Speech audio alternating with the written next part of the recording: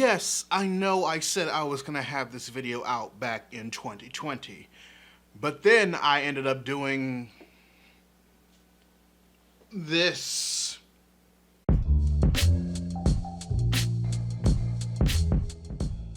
I'm just gonna be honest with you, readers. I didn't really care for Disney Pixar SOUL.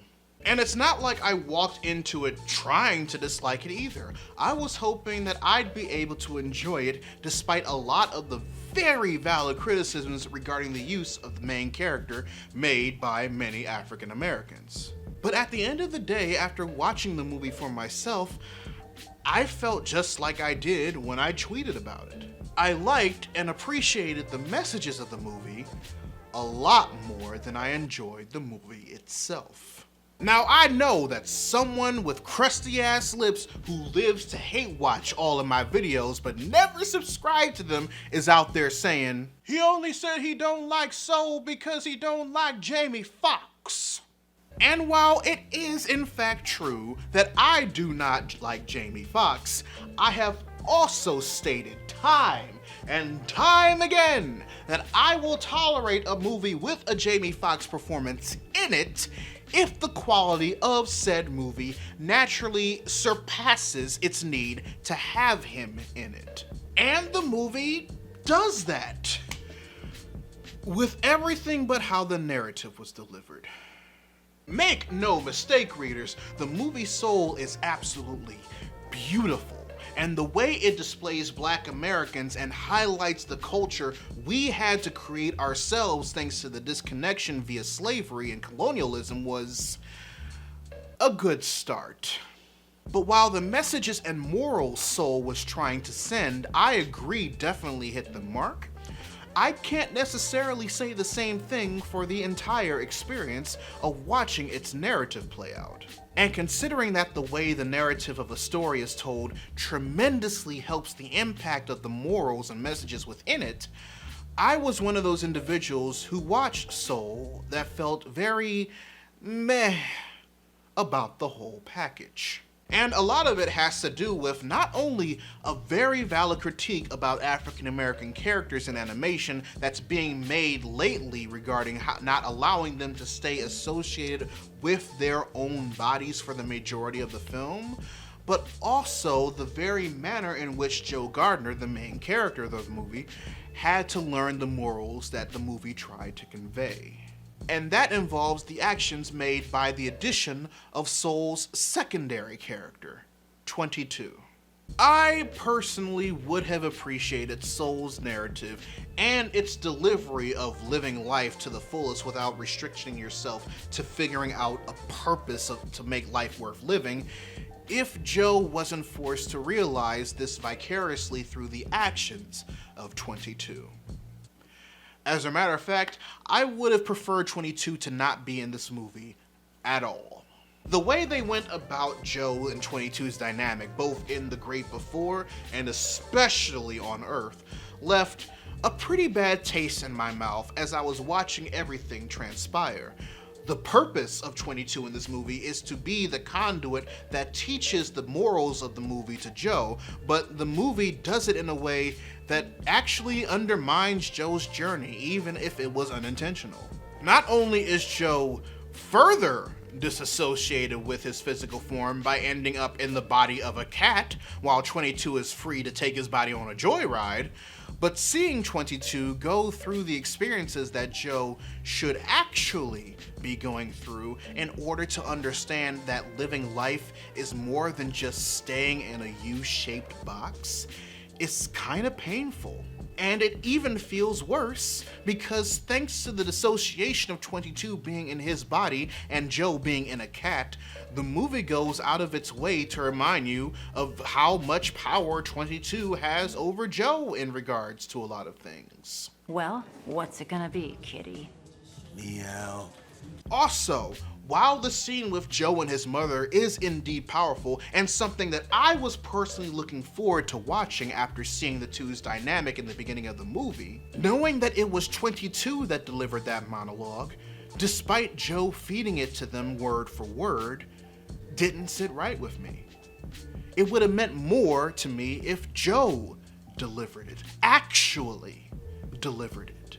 But what made me realize that 22 was what was keeping me from enjoying this movie was when they refused to give up Joe's body until they figured out their purpose. It was expected, but still incredibly annoying to watch. And it wasn't annoying because I've seen it played out in narratives similar to Soul multiple times before.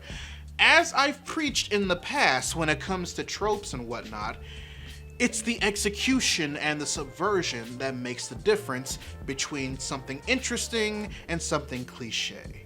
No, what made me annoyed upon watching it happen was that once they made their decision to run away, I knew exactly where the rest of this narrative was going to go. By making this decision in the narrative, if you couldn't already tell, 22 immediately becomes the main focus of the rest of the movie. Not Joe, the actual main character. Because while Joe had every right to reclaim his body, especially after 22 decided to renege on their agreement in order to find their purpose after experiencing what it's like to live, Joe's actions over the course of the two's experience on Earth would then be looked at as selfish. And after spending an afternoon watching 22 live it up in his body, he'd only truly learn the moral Soul's narrative has to offer by taking everything 22 experienced into consideration and have to apologize for denying them an opportunity to learn something about themselves through the means that was never rightfully theirs to use in the first place. It's the equivalent of being forced to let your destructive-ass cousin play with a toy that you paid for with like 3 weeks worth of your own allowance, seeing them get a bit too familiar with how they're handling it, and rightfully taking it back before they can do anything destructive. But because they started crying, your parents have to force you to apologize for taking back your shit. Am I saying that the character of 22 is bad? Absolutely not. But because of the way the narrative is written, not only does Joe's overall development only happen because of 22, but the movie's various decisions with its narrative, including the ones involving 22, sacrifice the potential for Joe to properly resonate with a lot of people who watched the movie. So much so that if the way 22 was depicted in the theatrical version of Soul was in fact the intended way of going about it, the movie, and as a result, Joe's overall journey of discovering what it means to live life, would have resonated with me and others who feel the same way that I do a lot more if 22 wasn't even in the story and Joe experienced this whole journey of what it means to live by himself. And before you say it, no, this wasn't the only way Joe could have learned these morals according to what we've seen beforehand that played around with the same exact premise. As a matter of fact, there's a perfectly good animated movie that can be used as an example of the main character being front and center of his own narrative, learning these aspects about life on his own accord.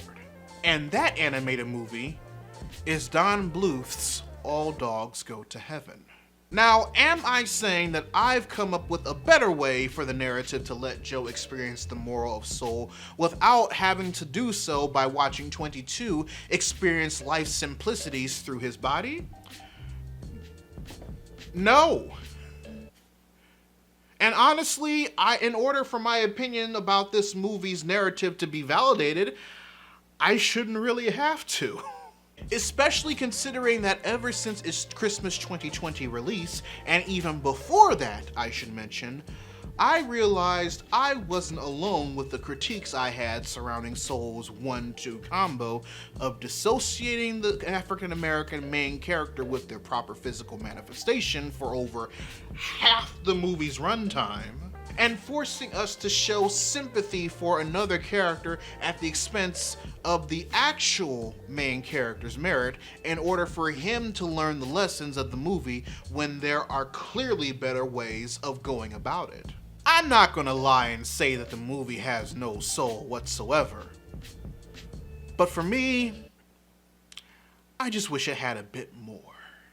But I digress, readers. Your homework assignment for the day. Write in the comments section below what you thought of Disney Pixar Soul if you've seen it. Or if you feel like sharing with the rest of the class, another way you thought the movie could have gone about getting the message across without having to sacrifice the integrity of Joe Gardner.